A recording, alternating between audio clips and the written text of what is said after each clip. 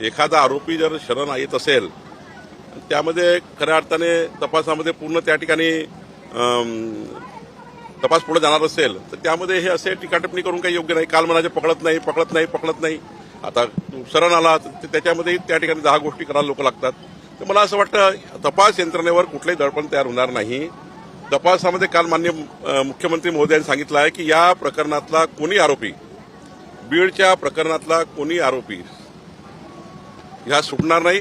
एखादा आरोपी जर शरण येत असेल त्यामध्ये खऱ्या अर्थाने तपासामध्ये पूर्ण त्या ठिकाणी तपास पुढे जाणार असेल तर त्यामध्ये हे असे टीकाटिप्पणी करून काही योग्य नाही. काल म्हणाले पकडत नाही.